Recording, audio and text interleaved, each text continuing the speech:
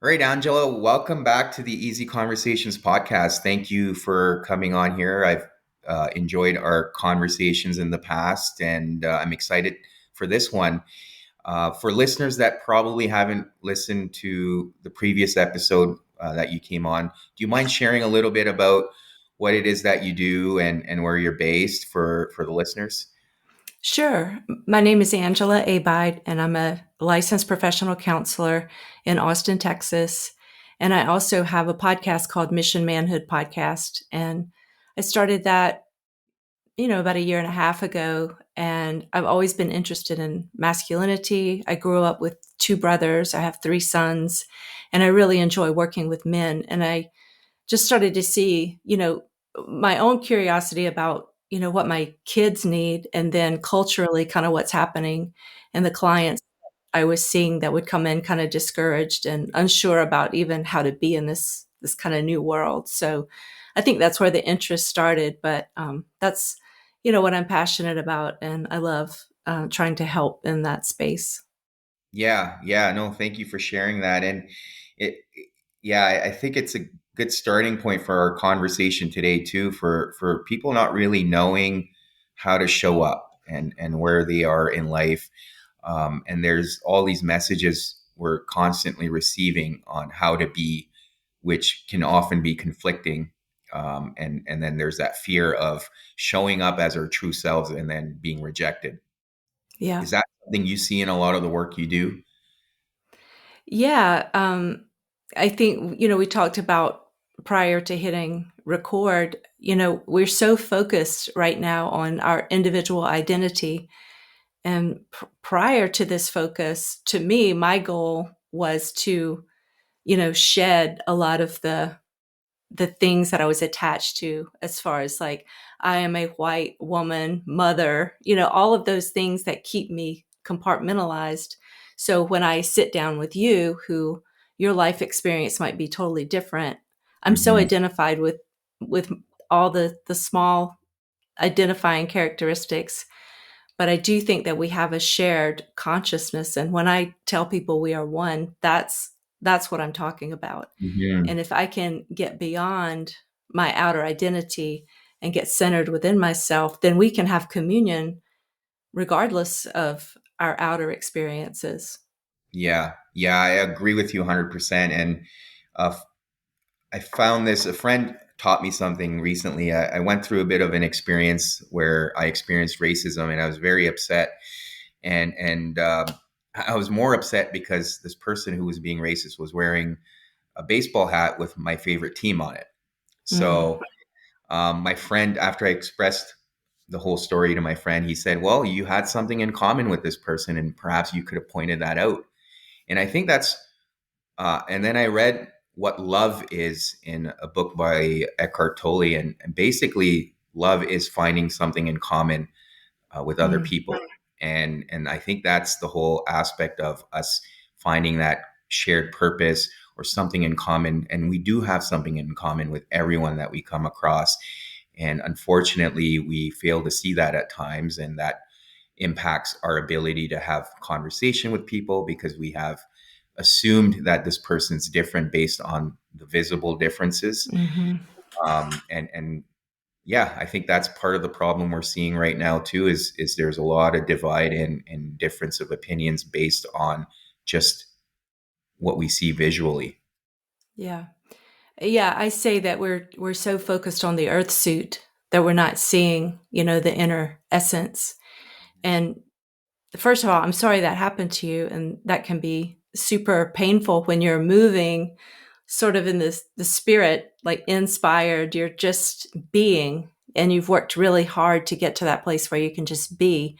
And then all of a sudden someone calls attention to some exterior part of your existence, and it just like it shakes you up. As a woman, that's happened to me before, when I'm, having this mind meld with someone, and then I get called back into either my age or my gender or whatever other thing that they're seeing.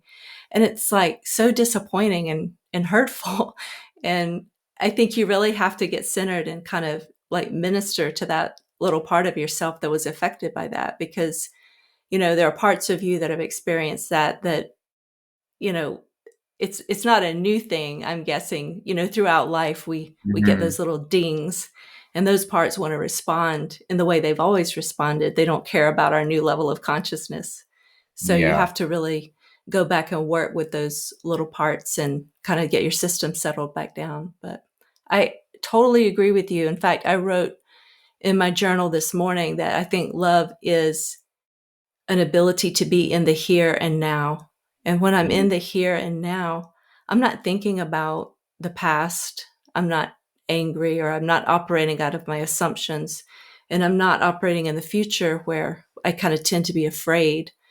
I'm just right here with you now. And that's when I feel like that biblical notion of paradise, or religious notion of paradise, is in the here and now. And so, Hmm. regardless of our external circumstances, when we can inhabit the now, that's when we can really share love.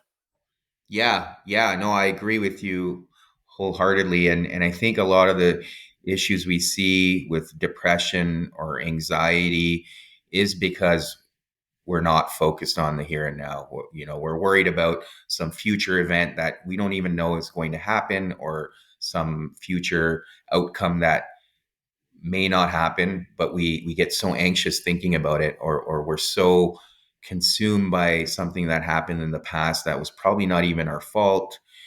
We personalize it and we continue to ruminate about it, and then have depressive thoughts and episodes. So I agree with you on that. And I think that leads into the conversation we wanted to have today around spirituality and mental health. And we've covered that to a certain extent. But what are your thoughts around that notion, just when you think about spirituality and mental health, and how the two can go together? Yeah, I guess, you know, I've been on this earth in this earth suit for over half a century, and it's been a journey of discovery and trying to understand, like, the nature of reality. Like, why am I suffering? Why am I miserable? Why am I, and trying to get to a place where I can inhabit paradise more often than not. Nobody can stay there forever. And so I've come to some conclusions about that. And, I was raised in a really, I don't want to say strict Christian home, but I guess serious. They were Christian. They weren't just Christian in name. They were serious about practicing their faith. And I took that and kind of ran with it. And, I was like a real goody two shoes. I was very religious. I had a lot of rules, and it has kind of evolved from there, but I I started to turn away from religion, but I never turned away from, like, the pillars of my faith. I consider myself still to be a Christ follower, and there's so much wisdom. I was raised as the Bible is my wisdom book, and so I Mm-hmm. haven't really changed from that. I seek to understand it, and Hmm. but I'm not religious in the sense that I can't make space for somebody else's experience. Like, if Right. somebody comes to me and says they're Buddhist, for example, I'm like, okay, tell me what you know. Tell me, Mm. tell me what your wisdom book says. Tell me what your practice helps you do. And I think from that perspective, we can learn from each other. Right. And so, having said that, I feel like I know for me what works, some Yeah. things that absolutely are pillars in my life. And I have to figure out how to communicate that in a way that doesn't offend someone's ego. Mm. So I might say God to one client who has come to me and said, I want a Christian counselor. And literally, the very next person that comes in has told me, I'm not religious and I don't want you to talk about religion. Mm. So I say the same things to that person, but I say things like universe or life or light instead. And it's literally the same conversation. And I think sometimes our ego and our preconceived notions and our defense systems get in the way of us being helped, because we make everybody behave in a way that's going to make us comfortable. So Mm. um, I try to let my clients know, hey, I'm a very spiritual person. And if I'm going too far down that road and you're feeling uncomfortable, I'd like for you to let me know that. And Yeah. so it seems to kind of work out. No, yeah, that's a great approach and advice. I think part of it too, a very similar experience to yourself. I grew up raised Muslim. My parents were pretty strict, and I think part of the approach was it was like, if you don't do these things, you're going to get punished. So Yeah. that creates a lot of angst and rebellious behavior amongst, especially if you're younger, being told that, oh, you're going to get Yeah. punished. You're like, well, okay. But there's a lot of judgment that comes with it too, and then shame. Obviously, you try to hide a lot of the things that you're shameful of, and I don't think religion actually preaches that. There's that sense of seeking forgiveness and mercy that I at least Hmm. embody in my life. But I did step away. I pushed a religion away because of certain experiences in life and how it was preached to me. But coming back now, I think I do see the value of having that spirituality or spiritual sense in your life, and having acceptance for things that happen in life, knowing that there is something else larger than myself going on, larger than all of Yeah. us, and surrendering to that, and I think that brings about peace, and at least it has for me, and at least even in the work I looked at and the research I did around spirituality and how it improves the positive emotions people can experience, which in turn helps with psychological well-being. And some of the things are from religion, the idea of gratitude, hope, forgiveness, compassion, empathy. These are all things that we can embody in our lives and experience positive emotions. Um, so when you're taking that spiritual approach with your clients, what are the things that you're helping them adopt or practice to help with their struggles or challenges? Yeah. First of all, I wanted to say that, sorry, my nose is itching. Um, that, hold on just a minute. I think what you're saying is there are things like in our religious traditions or from religious traditions that are like universally beneficial. And one of those, like for Christians, is Jesus or Christ talked about the fruit of the Spirit, and you'll know them by their fruit. And the fruit of the Spirit is love, joy, peace, patience, kindness, gentleness, goodness, self-control, faithfulness. And if I had any client that came in my room and said, help me out, and I'm like, okay, so do you want more of these things in your life? They would all say, yes, that's what I'm looking for. But if I say, hey, in the Bible, in verse such and so, it says this, they're going to be so offended that they, um, can't hear me anymore because I've mentioned that. So I think that's challenging. And again, it's kind of the same things I'm teaching and telling. It's just that I have to figure out a different way to do it. But for me, the main thing, and this is something that religion doesn't really teach. Religion says, here's our set of rules. And if you do it, you're good. And if you don't, you should be ashamed of yourself. So to your point, you have people that are not doing it, or they're like Christian in name only, or Muslim in name only, or secular Jews, or whatever. And I think those might be some of the happiest people because they have the traditions, they get to have the feasts and festivals, unless they are ashamed all the time. Um, but then you have some very devout people who try very hard to live by all the rules, but it doesn't seem to ever be enough. That you never can do it enough. And that's the side I ended up on. I wasn't a rebellious person. I took that verse that says, be perfect as God is perfect. I took that very seriously. And any way that I wasn't perfect, I would judge myself and berate myself. And, I would think about, I would really anthropomorphize God. And for people who don't know what that means, it's like I'm assigning human characteristics to God. So I'm picturing God as a male who's displeased with me. And so that's a terrible way to live. And I think that's the shadow side of religion. So how I help people is to try to understand how to manage their mind and their emotions and get centered in that deeper level of consciousness. And like some Christians, not all Christians, call that Christ consciousness.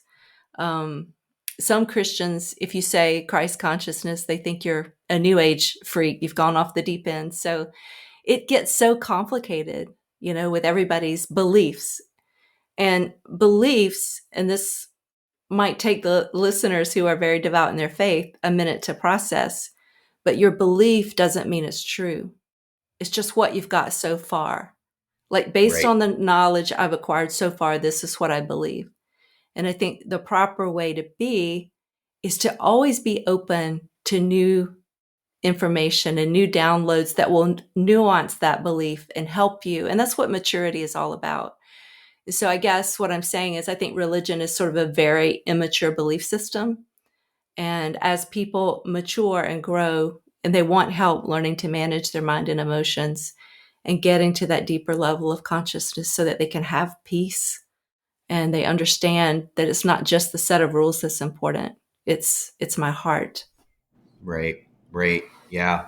Yeah. And one of the things you touched on, I think, is something a lot of people struggle with when they hear God. They immediately have this picture, very similar to what you described, and I think that can be very aversive for people, just having that image, and immediately it's easier for people to shut down when as soon as Yeah. they hear the word God, because they get this image and it's not what they believe or not what they think life should be, and then to your point, there's no more openness.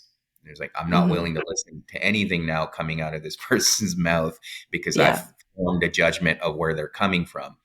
And to your point, I think having that openness and maturity to not only hear other people out, but understand that maybe there's something of value.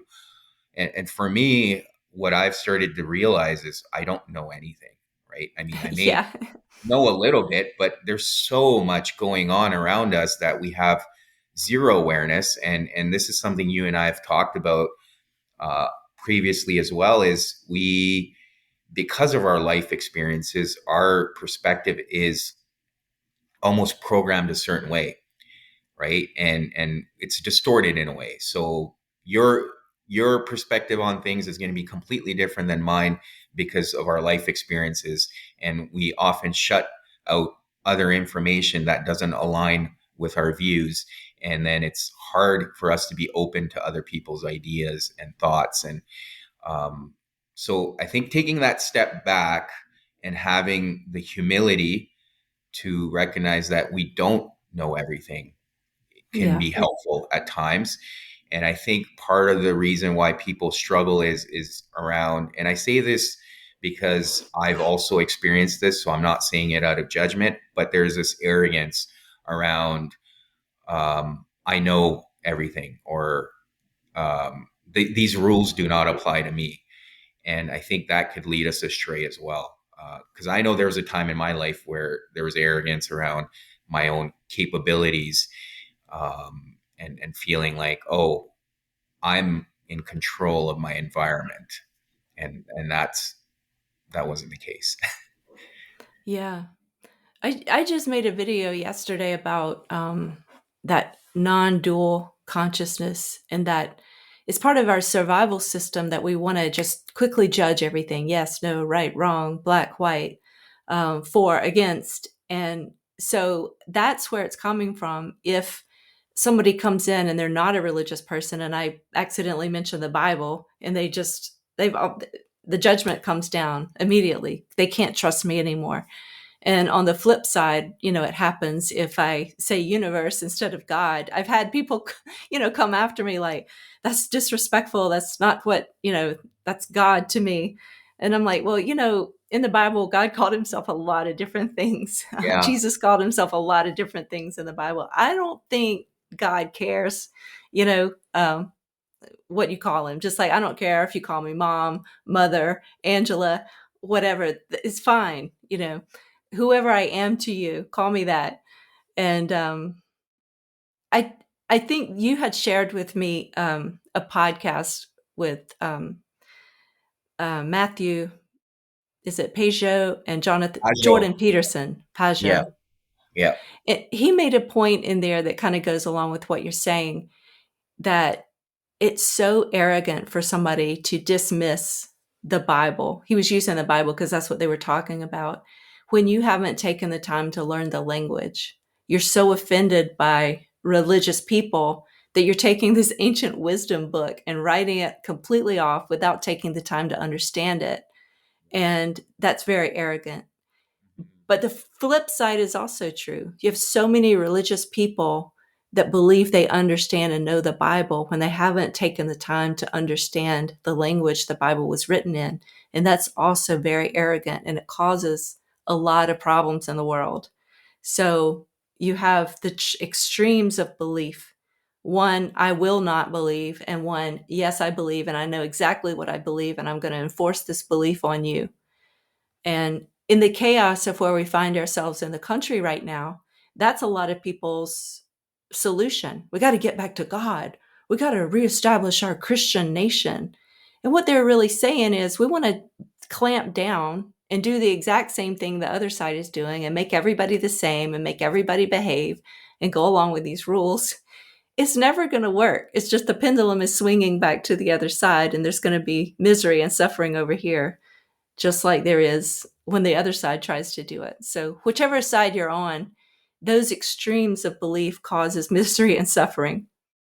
Yeah. Yeah. I mean, thank you for sharing that. And I think what one of the things I've gathered from religion is, at least this is my interpretation, so I don't want to offend anyone, but it's religion's like, okay, well, these are the certain set of rules that you should operate your life around, but also be open and try to seek knowledge.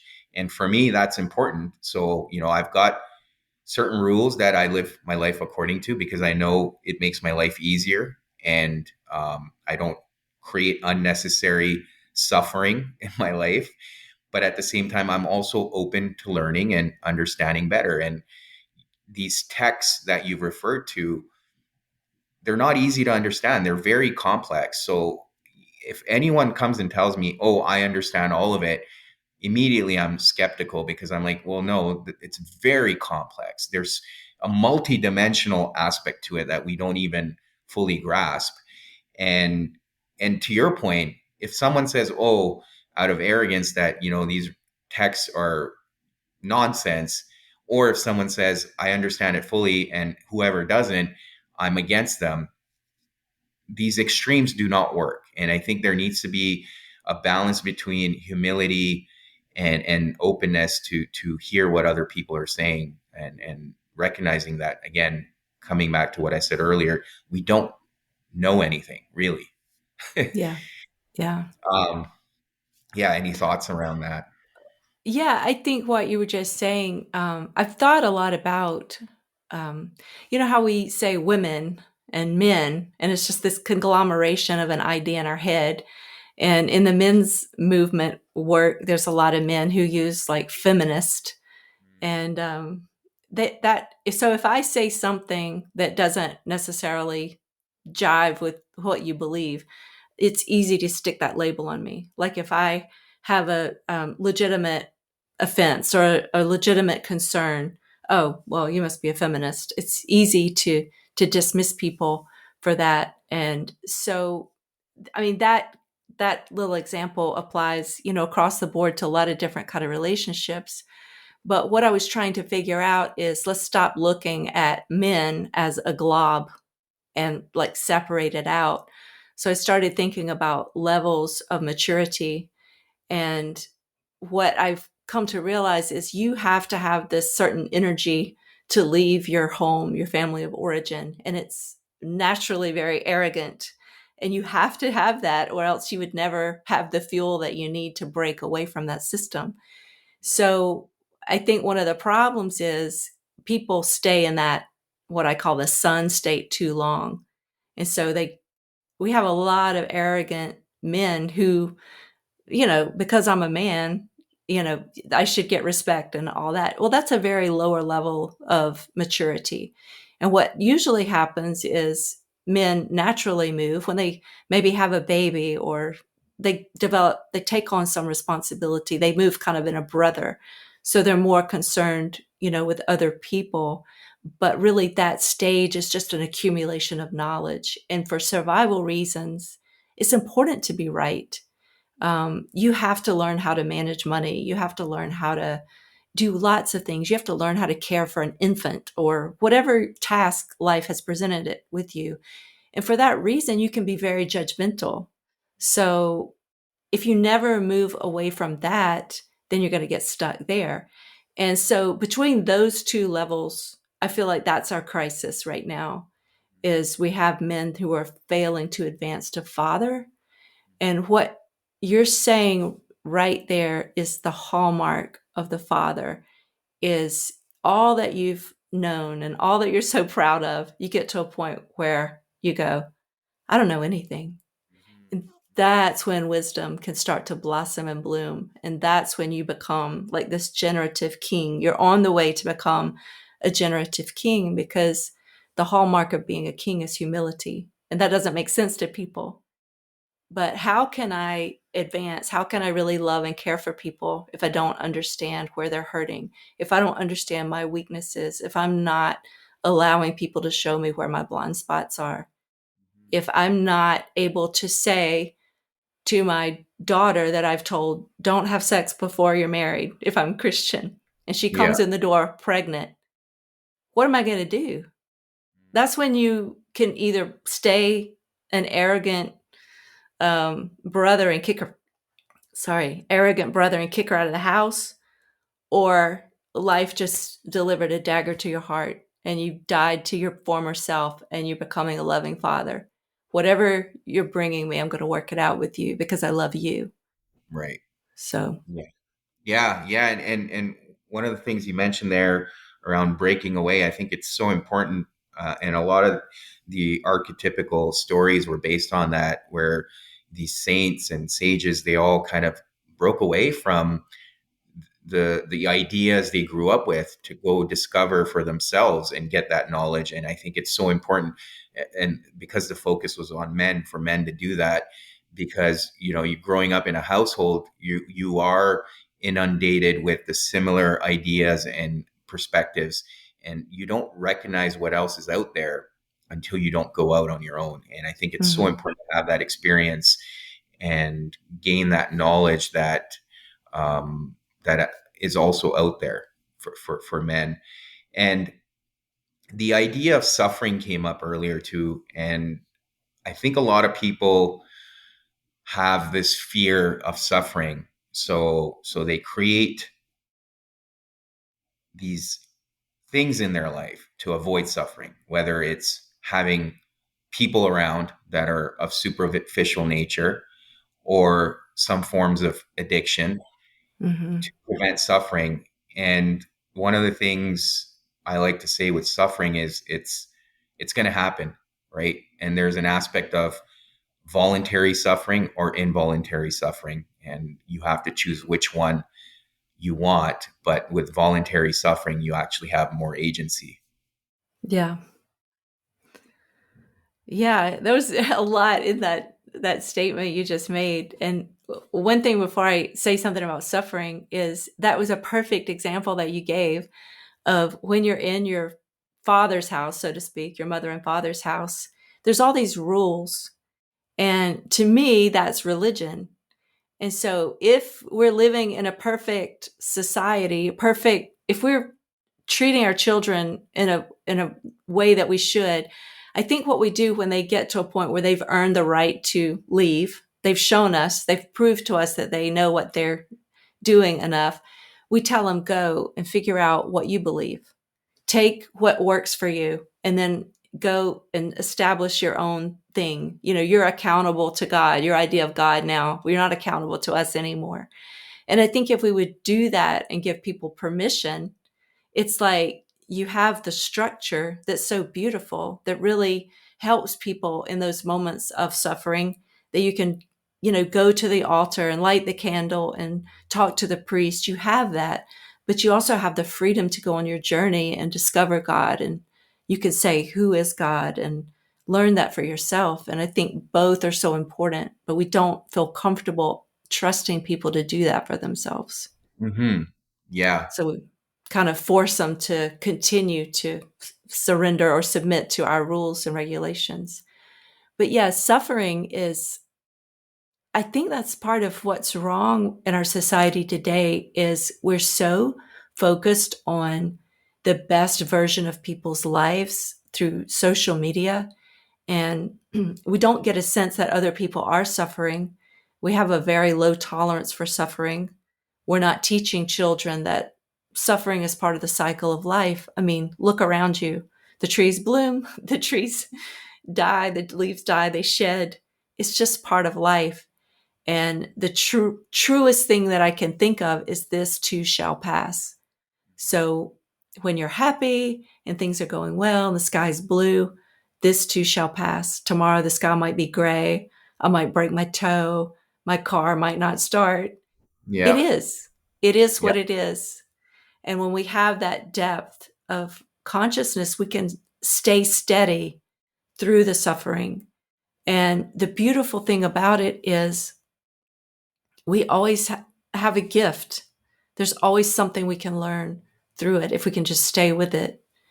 And those are the things that we really miss out on when we throw the baby out with the bathwater. So, people who have religious trauma, for example, they want to completely do away with religion. But then all those beautiful, deep stories that are teaching you about the nature of reality and how to overcome suffering, and even the message of Christ is suffer, die, live in the tomb for a while in the dark night of the soul, and then rise to new life. And anybody that's honest can tell you that that's the cycle of life. I'm going through something really difficult, even trying to finish my degree at school. You know, Yeah. I'm dying to myself and my desires and what I want to do, and I'm pouring it all into this, and I'm in this dark night, and then it's over. And I'm a new person now. I have a degree. I'm somebody different, but I made the proper sacrifices to get to this new life. And that is the story of life. You suffer, you make the proper sacrifices, and you get to a place, you level up, so to speak. And Right. that's what we lose out on when we forbid people to talk about religion. And Yeah, yeah, and to your point, it's the seasons, right? We all go through these seasons in our lives, and if we have this resistance to it, then we're only prolonging that suffering. But the second we're able to step into it and accept it, it's a lot easier. And for me, it's funny. Like we're getting snow here the last couple of days, and there's so much angst around it, and even though we had great weather leading up to it, but that's the nature, right? The trees, to yeah. your point, are dying and the leaves are dying, but they're going to bloom again. And that's what life is. You have these seasons of suffering only to have, you get broken down so you can have breakthroughs. Hmm. And that's how you blossom. And there's an aspect of resilience too that people, because they avoid the suffering, they're never really able to build inner or internal resilience. And when we are when we do face difficult situations, whether it's social or emotional challenges, which we will experience, right? And we try to protect our children nowadays from that. But the real world isn't like that. Real world is full of challenges. And if we don't have that internal resilience, we're not able to deal with those situations. Yeah, definitely.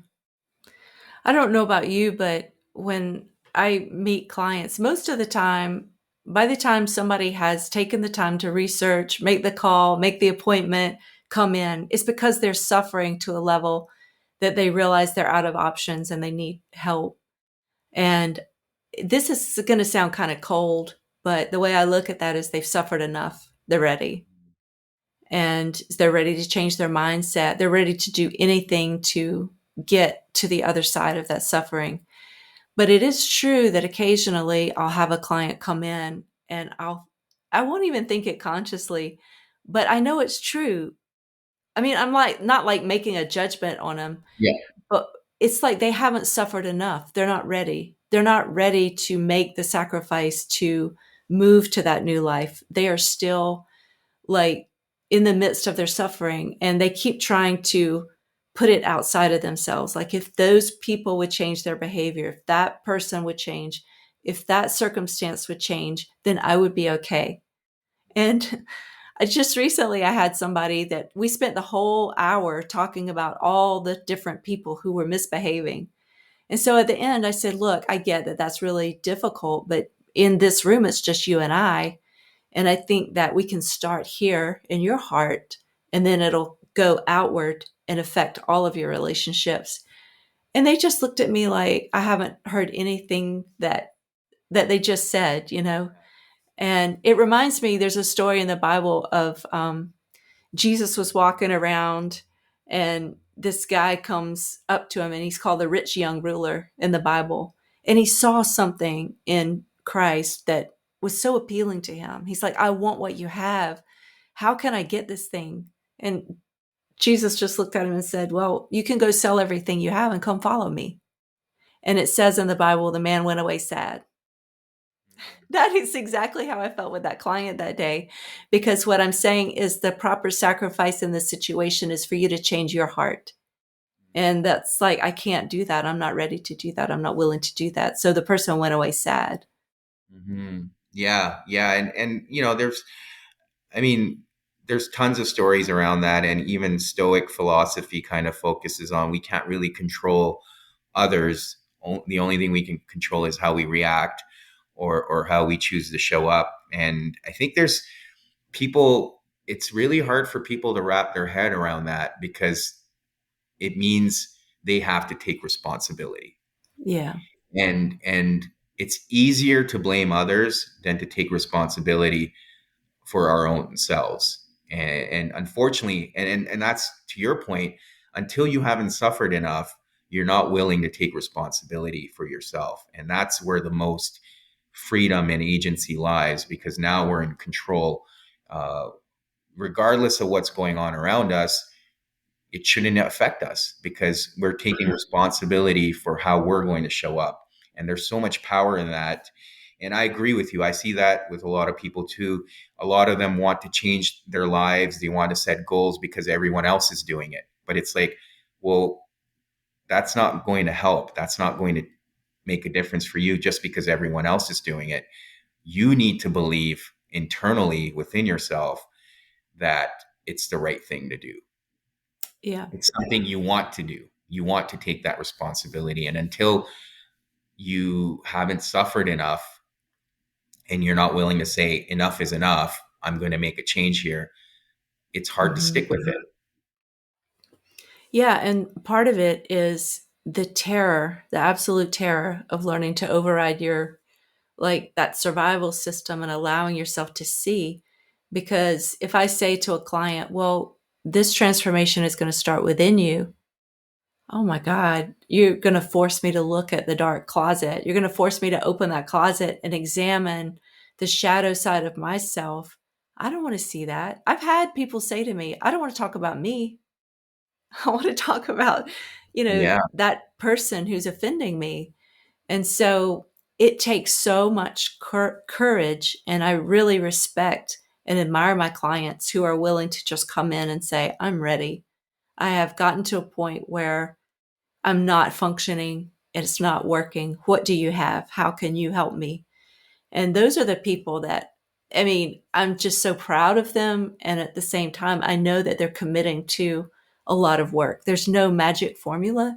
That's another thing about like social media. All these accounts, they've maybe read a book or they've gone to a retreat. And so they have a formula now that they will charge you a couple of $1,000s to teach you their formula.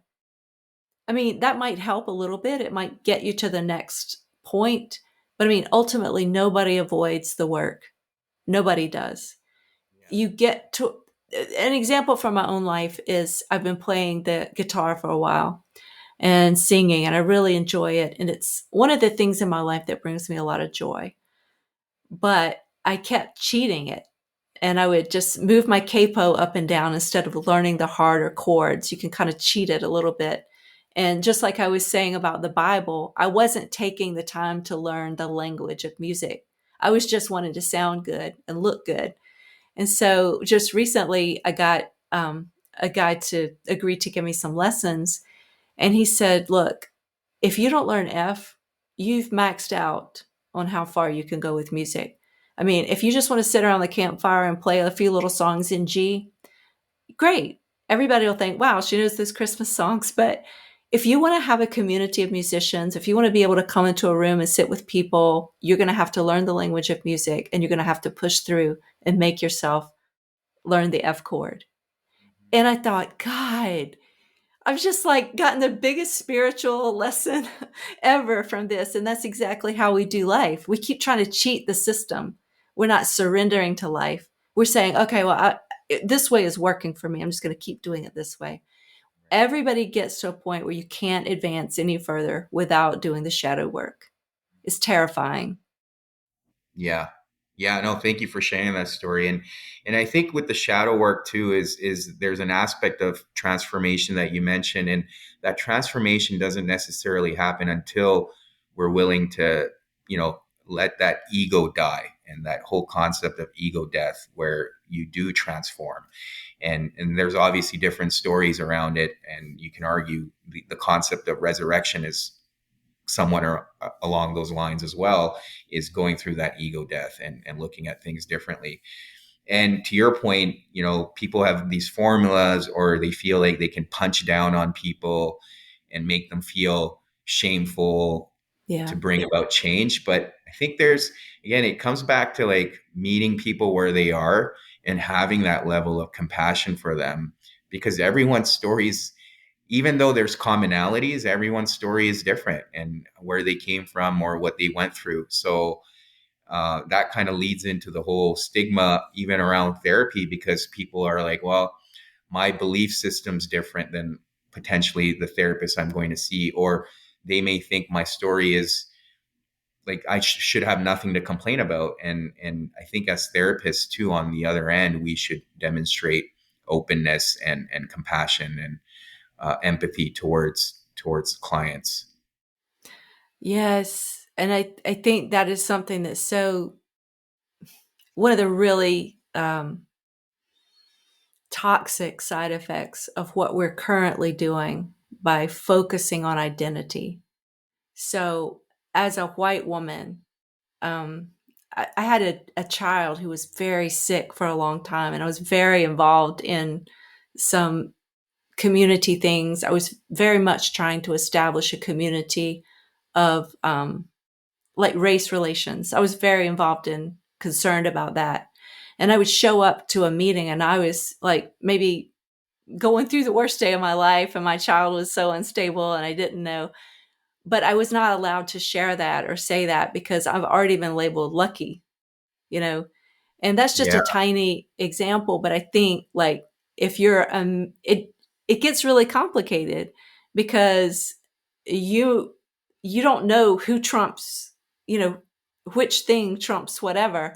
And I've actually had people come in my office and they're sitting there and they say something from their heart, and immediately their brain takes over and they say, "Oh, I'm sorry. I really should be grateful."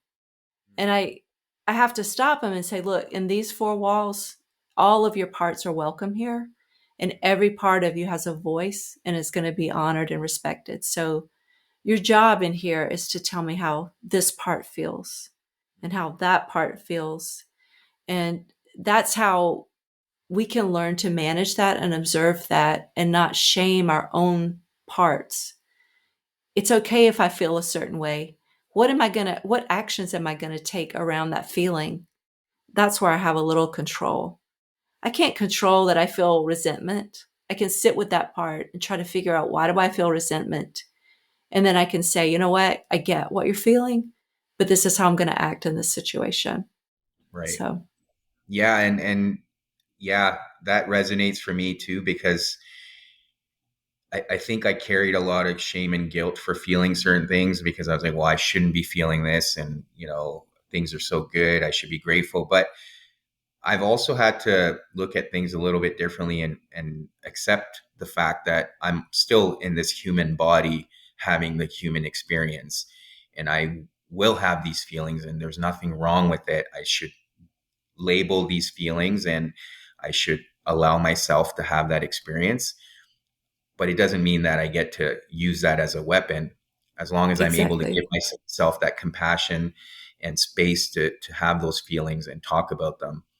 But there's nothing wrong with having those feelings. It's how we respond to them that could be wrong or right. But yeah, it's okay to Yeah. have these feelings because we are still having the human experience. Yeah. And not only is it okay, I mean, that's just how we're designed, I think. And, I tell people it's like what I'm trying to get through to with all of my clients is you're driving the bus from self. You're a great self manager. You're a great parent. You're a good father to yourself and you're a good mother to yourself. You provide structure for yourself and you provide nurture for yourself. Now, behind you on this bus is every part of you that was ever formed in reaction to something on the outside. They are never going away. You're never going to kick them off the bus. It's your job to learn how to manage them. So if I'm driving my bus and something comes into my consciousness that reminds my 3-year-old of something that it experienced, it's going to rush up the aisle and try to take over and start driving. And if I've done a good job learning to manage, I can say, I don't need for you to do that for me right now. And sometimes it's going to be so intense and severe that I'm going to need to pull over and let that inner child get up in my arms. And I'm going to say, tell me what's going on for you right now. And I immediately need to go into self care mode. And that might look like going to your car at work, going to a bathroom stall. If you feel yourself getting overwhelmed and you know it's leading nowhere good, you can take that moment and do like a little soul rescue. But most of the time, when you've worked it for a while, you can say, I am perfectly capable of dealing with this. I have parts that know exactly what to do. And this that I'm experiencing is not what you experienced. And later on, we can go there and I can think about it, but I can't do that right now because I have a job to do. And so I can stay centered and grounded and I can manage my inner system. But then later that evening, I might get a glass of wine or a beer and sit on the deck and go, okay, let's go there. What was that about? Why did that cause me so much fear? And so I'm doing the work to keep all of my parts like nurtured and feeling cared for and loved so that they trust me and they're not always trying to take over and drive. Hmm. Yeah, I love that analogy. It's so important. And that's the whole concept of internal family systems that Carl Jung talks about too, and being aware of those. Um, but yeah, Angela, I'm being mindful of time here. Thank you so much for having this conversation. Thank you for being so open.